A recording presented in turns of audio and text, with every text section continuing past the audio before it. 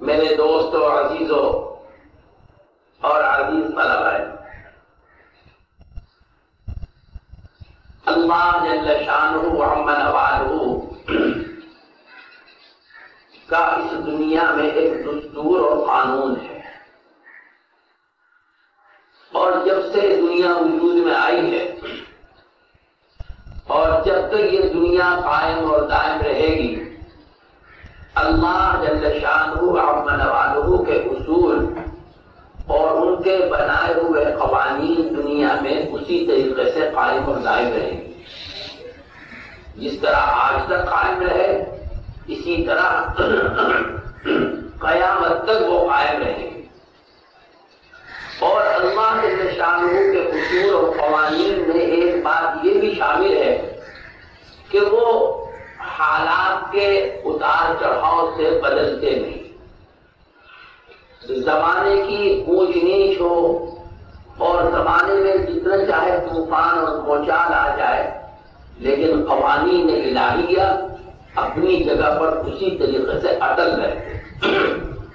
دنیا بدل جاتی ہے، ملک بدل جاتے ہیں، حکومتیں بدل جاتی ہیں، اور انسانی قوانین رات دن بدلتے رہتے ہیں، لیکن صرف ایک قانون الہیہ ایسا ہے جو کبھی نہیں بدلتا۔ دنیا کی بڑی سے بڑی کوئی چیز اس کے اوپر اثر انداز نہیں ہے۔ اسی کو فرمایا قرآن پاک میں وَلَن تَجِدَ لِسُنَّتِ اللَّهِ تَبْدِيلًا وَلَن تَجِدَ لِسُنَّتِ اللَّهِ تَحْوِيلًا، کہ تم اللہ کے قانون میں اور اللہ کے بنائے ہوئے اصولوں میں اور اللہ کے بنائے ہوئے ضابطوں میں کسی قسم کی تبدیلی نہیں پاؤ گے۔ تو بے شمار اصول ہے اللہ کے بنائے ہوئے، لا تعد ولا تحصى اصول ہے، کوئی ان کو شمار نہیں کر سکتا، ان کو گن نہیں سکتا۔ بے شمار اصول ہے اللہ کے۔ انہی بے شمار اصولوں میں ایک اصول یہ ہے کہ اللہ تعالی اپنی امت کی ہدایت کے لیے، اپنی مخلوق کی ہدایت کے لیے وقت وقت پر ایسی صورتیں اور تدبیریں دنیا میں ظاہر فرماتے رہتے ہیں جو مخلوق کی ہدایت کے لیے کافی ہوتی ہے۔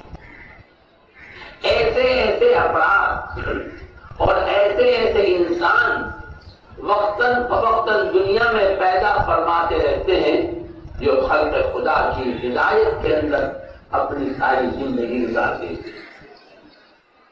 چنانچہ پہلے دن سے لے کر آج تک اور آج سے لے کر قیامت تک اللہ تعالی انسانوں کی ہدایت کے لیے وقت وقت پر اصحاب ہدایت بھیجتا ہے۔ ہدایت کے لیے اصحاب ہدایت بھیجتا ہے۔ اللہ جل شانہ و عم نوالہ علوم قرآن اور علوم حدیث کی ترویج اور پھیلاؤ کے لیے اور اس کو دنیا میں قائم رکھنے کے لیے اور دنیا میں اس کا سکہ رائج رکھنے کے لیے اصحاب علوم، اصحاب قرآن، اصحاب حدیث کو بھیجتا رہے۔ کوئی زمانہ ایسا نہیں گزرے گا، کوئی صدی ایسی نہیں گزرے گی، کوئی وقت ایسا نہیں گزرے گا جس میں اس دنیا کے اندر اصحاب ہدایت نہ موجود ہوں اور اصحاب علوم نبویہ نہ موجود ہوں۔ نہ آج تک گزرا ہے، نہ آئندہ کبھی گزرے۔ اور اللہ جل شانہ و عم نوالہ وقت وقت پر انسانی طبیعت کے مطابق اور انسانی فطرت کے مطابق اور انسانی مزاج کے مطابق دین اور علم دین کی خدمت کرنے والے پیدا کرتا رہے گا۔ یہ اللہ تعالیٰ کا اصول ہے، اور اللہ تعالیٰ نے نبی پاک صلی اللہ علیہ وسلم سے اس کا وعدہ بھی فرما رکھا، اور اس وعدے کا متواتر ظہور 1500 سال تک ہو چکا ہے اور آئندہ بھی ہوتا ہے۔ بے شک اہل باطل اور بے شک بددین لوگ جتنا چاہے زور لگا لیں کہ دنیا سے ہدایت ختم ہو جائے، اصحاب ہدایت ختم ہو جائے، دنیا سے علوم سماویہ ختم ہو جائیں، علوم القرآن ختم ہو جائیں، علوم الحدیث ختم ہو جائیں، علوم دین ختم ہو جائیں، جتنا چاہے زور لگا لیں اور جتنی چاہے کوشش کر لیں اور جتنے چاہے منصوبے اور پلان بنا لیں، لیکن اللہ کا امر تمام امور پر غالب ہو کر رہتا ہے، اور اللہ کی منصوبہ بندی اس زمین پر بنانے والی تمام منصوبہ بندیوں پر جھاڑو پھیرتی رہتی ہے۔ جتنے چاہے قرآن اور حدیث کے خلاف اور جتنے چاہے دین اور شریعت کے خلاف جالے بنائے بنتے چلے جاؤ، جتنے چاہے اس کے چاروں طرف غلاظت کے اور گندگیوں کے ڈھیر لگاتے چلے جاؤ، لیکن اللہ تعالی اپنے عذاب کی جھاڑو سے اور کبھی کبھی اپنے صاف کرنے والی جھاڑو سے تمام غلاظتوں کو، تمام گندگیوں کو، تمام کوڑے کباڑ کو، سب کو صاف کرتی رہتی ہے۔ آج تک صاف کیا، آج بھی صاف کر رہی ہے، آئندہ بھی صاف کرتی رہے گی۔ اسی کو قرآن پاک نے فرمایا ان ربک لبالمرصاد، ان ربک لبالمرصاد۔ اے محمد صلی اللہ علیہ وسلم، آپ کے رب کی جھاڑو بہت صاف کر لیں۔ ان ربک لبالمرصاد، اے محمد صلی اللہ علیہ وسلم، آپ کے رب کی جھاڑو بہت صاف کر لیں۔ جہاں پھرتی ہے، اگر قوموں پر پھرتی ہے تو قومیں صاف ہو جاتی ہیں، اگر ملکوں پر پھرتی ہے تو ملک صاف ہو جاتے ہیں، اگر آبادیوں پر پھرتی ہے تو آبادیوں کی آبادیاں صاف ہو جاتی ہیں، نام نشان تک نہیں باقی رہتا، پہچان میں نہیں آتا کہ یہاں اس جگہ پر کون سا ملک، کون سے قوم اور کون سی آبادی آباد، پتہ بھی نہیں۔ ایک طرح سی دیر میں سمندر کو روک دے کہ چڑھ جا اور دوڑ جا تو پتہ بھی نہیں چلتا کہ کس جگہ پر 40 منزلہ بلڈنگ کھڑی، پتہ ہی نہیں۔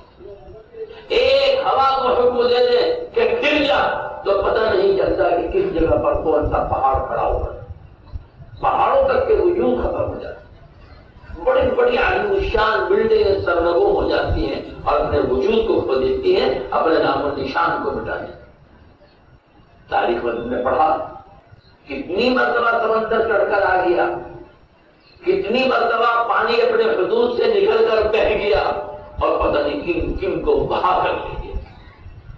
تو اللہ کے شان محمد والو کبھی کبھی اپنی قدرت کا ظہور بھی فرماتا رہتا ہے، کبھی کبھی اپنی آیات اور نشانیوں کا ظہور بھی کرتا رہتا ہے۔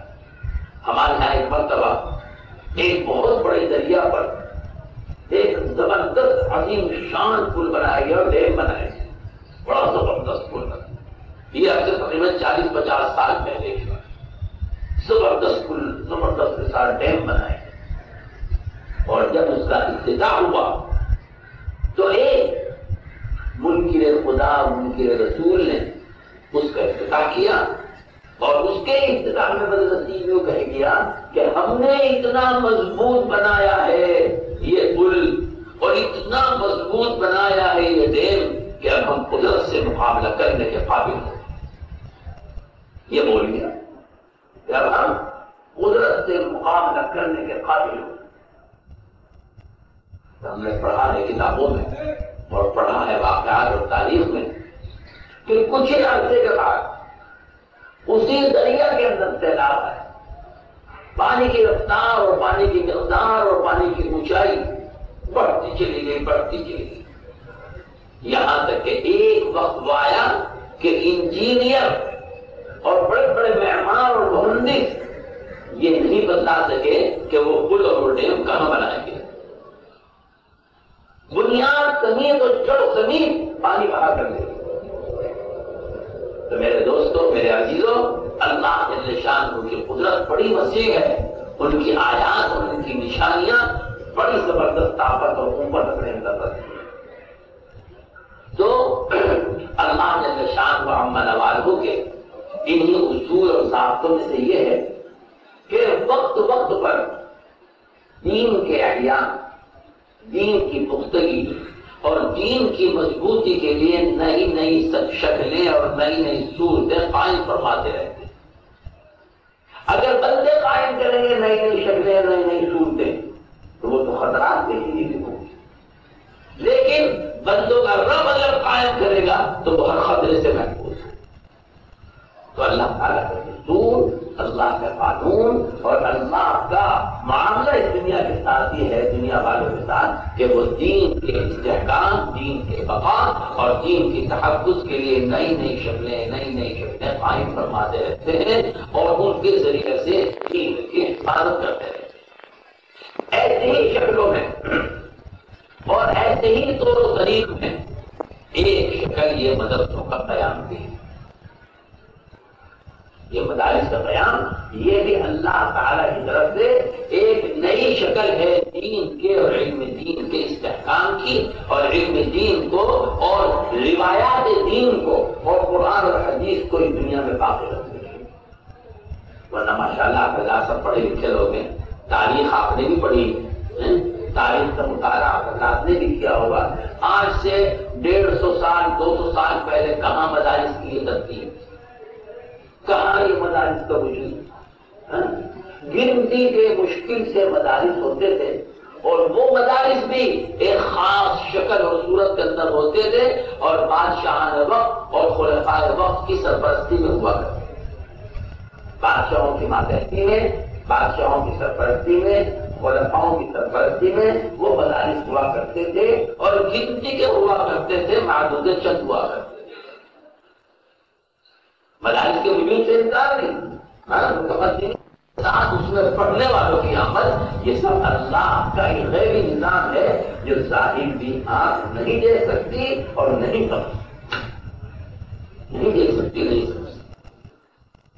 ہزاروں ہزار مدرسے ہمارے ملک میں، ہمارا اپنا انداز یہ ہے کہ ہمارے ملک میں 40 سے 50,000 مدارس، 50,000 مدارس میں دیکھ لو 450 طلبہ پڑھنے والے ہوں، اور کتنا ان کا لمبا چوڑا حساب کتاب ہوگا، اور کتنا لمبا چوڑا ان کا نظم و انتظام ہوگا، اور کتنا لمبا چوڑا ان کے طلبہ کے خرگوش کے مصارف ہوں گے، اساتذہ کے مصارف ہوں گے، مدرسے کو چلانے کے لیے پوری ترتیب ہوگی، اسی کا اندازہ لگا۔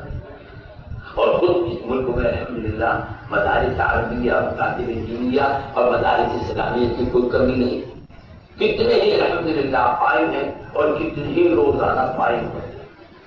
تو یہ اللہ تعالیٰ کا ایک نظام ہے جو دین کے اور علم دین کے تحفظ کے لیے وہ ان مدرسوں کے ذریعے سے کر رہا ہے، اور بالکل ایک نہ سمجھ میں آنے والا نظام ہے مدرسہ۔ یہ واقعات جو آدمی ظاہر سے مرغوب ہو، اور جو آدمی ظاہری نظام پر اپنا ایمان رکھتا ہو، اور جس آدمی کے دماغ میں یہ کیڑا ہو کہ جو میری آنکھ صحیح کہے گی میں اس کو صحیح سمجھوں گا، اور جو میرا دماغ صحیح کہے گا میں اس کو صحیح سمجھوں گا، وہ آدمی بالکل ان مدارس کی تہ تک نہیں پہنچ سکتا۔ ان کے اندر میں جو چیز ہے اور ان کے اندر میں جو اسٹیم اور بھاپ اور برکت ہے، ظاہر بھی آدمی اس کی تہ تک پہنچ ہی نہیں سکتا، وہ تو بس پہاڑی کے نقشوں کے اندر الجھ کر رہ جائے۔ لیکن اللہ نے جن کو حقیقت تک پہنچنے کا ذوق عطا فرمایا، اور جن کو اللہ نے نگاہیں دوربین عطا فرمائی، اور جو ہر مسئلے کی تہ تک پہنچتے ہیں اور پہنچ جاتے ہیں، وہ سمجھتے ہیں کہ ان مدارس کی کیا قیمت ہے اور ان مدارس کی کیا حقیقت ہے، اور ان مدرسوں میں پڑھنے والے چھوٹے چھوٹے بچوں کی کیا قدر و قیمت کل کی تاریخ میں بننے والی ہے۔ یہ دیکھنے میں چھوٹے چھوٹے بچے بیٹھے ہیں، چھوٹے چھوٹے بچے ہیں، معصوم سے بچے، جنہیں دنیا کی ہوا نہیں لگی، جنہیں زمانے کے نشے و فراغ کی کوئی خبر نہیں۔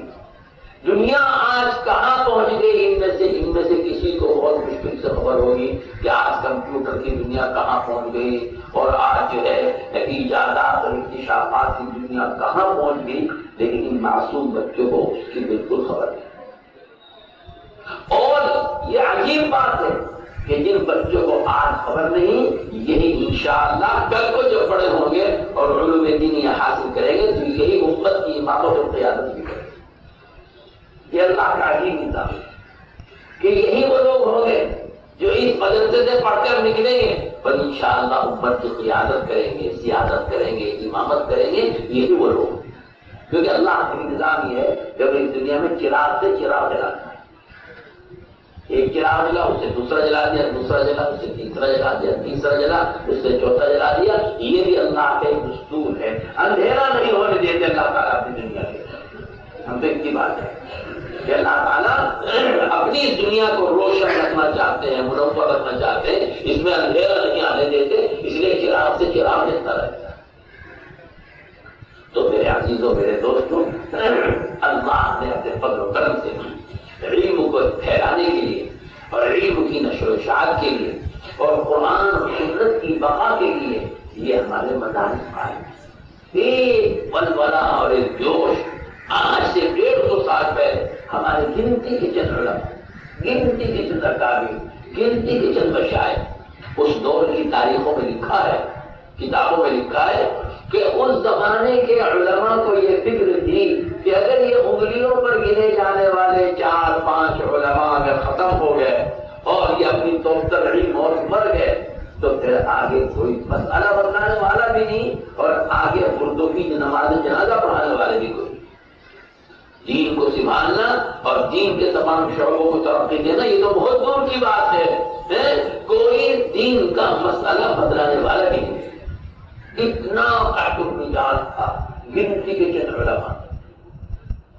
لیکن اللہ کا ایک غیبی نظام متوجہ ہوا اور دلوں میں یہ بات ڈالی گئی کہ اب اگر تمہیں دین کو باقی رکھنا ہے تو مدرسہ قائم کرنا. چنانچہ دارالعلوم دیوبند قائم ہوا. اس کے 6 مہینے کے بعد مظاہر سہارنپور قائم ہوا اور پھر اس کے بعد تو الحمدللہ ایک ایسی ہوا چلی مدارس کے قیام کی کہ جگہ جگہ مدرسے کھلتے چلے گئے. یہاں تک کہ جو انگریز ہندوستان کے اندر پورے بر زمین کے اندر یہ منصوبہ بنا بیٹھا تھا کہ ہم اپنے چرچوں کے ذریعے سے اور ہم اپنی انگریزی تعلیم کے ذریعے سے مسلمانوں کو اندر سے کھوکھلا کر دیں گے، اس کو مایوس ہونا پڑا اور اس کو ناکام ہونا پڑا. اور اس دن سے لے کر آج تک اندر میں یہی آگ بھڑکی ہوئی ہے کہ کیوں انہوں نے اپنے دین اور ایمان کو بچانے کے لیے یہ دین کے قلعے قائم کر رکھے. اندر میں جان بدت البغضاء من افواہہم وما تخفی صدورہم اکبر. جو اندر چھپا ہوا ہے وہ اس سے بھی زیادہ غیظ اور غضب اور حسد اور عہد غصہ کہ کیوں انہوں نے اپنے مدارس قائم کر کے اپنے قرآن کو بچایا، اپنی حدیث کو بچایا، اپنے دین کو بچایا، اپنی شریعت کو بچایا، اپنے مذہب کو کیوں بچایا. بس ظاہر بات ہے کہ اگر مسلمانوں کے ایمان اور عقائد کو عوامی لائن سے دعوت و تبلیغ کی محنت رو کے رو رہے ہیں تو علم الشریعت اور علم الطریقت اور دین اور علوم دین کی لائن سے ایمان مسلمانوں کا، علماء کا، خواص امت کا یہ مدارس سے مالے ہے. یہ مدارس سے مالے. تو اللہ کا بڑا شکر ادا کرو کہ اللہ نے تمہیں ایک ایسے مضمون قلعے کے اندر رکھا ہے جو اسلام کے نام پہ تیار ہو. تو میرے عزیزوں دوستوں، میرے مخاطب اس وقت میرے طلبا ہیں، عزیز طلبا، اللہ نے تمہیں جب ایسے عالی مقام پر پہنچایا اور اتنے اونچے مقصد کے لیے تمہیں منتخب فرمایا. اللہ تعالیٰ یوں ہی کسی کو منتخب نہیں فرما دیتا. اللہ تعالیٰ یوں ہی کسی کے اوپر اپنا دست شفقت نہیں رکھ دیتا. یوں ہی اللہ تعالیٰ کسی کا انتخاب نہیں کر دیتا. اللہ یجتبی الیہ من یشاء. اللہ تعالیٰ تو بہت چھان کر منتخب کرتا ہے. جب ہم امرودوں کا ٹوکرا سامنے رکھا ہوا ہو اور خریداری کرتے ہوں تو اچھے امرود چھانٹتے ہیں کہ کسی پر کوئی نشان نہ پڑا ہوا ہو، کوئی باسی نہ ہو، کوئی خراب نہ ہو. سیب رکھے ہوئے ہوتے دکان پر تو بہتر سے بہتر چھانٹتے ہیں جو بالکل سرخ ہو اس کو لو دکان پر. تو ہم تو سیب بھی چھانٹ کر لیں، ہم تو امرود بھی چھانٹ کر لیں، اور اللہ تعالیٰ علم دین بغیر چھانٹے دے دے، یہ کیسے ہو جائے؟ تو اللہ تعالیٰ اس کے لیے بھی چھانٹتے ہیں لوگ کہ ہاں اس میں استعداد ہے، اس میں صلاحیت۔ یقین رکھو کہ جو شخص مدرسے کی چہار دیواری میں پہنچا ہے وہ اللہ کا منتخب کردہ پہنچا ہے، اللہ نے وہ چاہتا ہے۔ اب آگے اس کی استعداد صلاحیت کی بات ہے کہ وہ اللہ کے انتخاب کو پورا کرتا ہے یا نہیں کرتا۔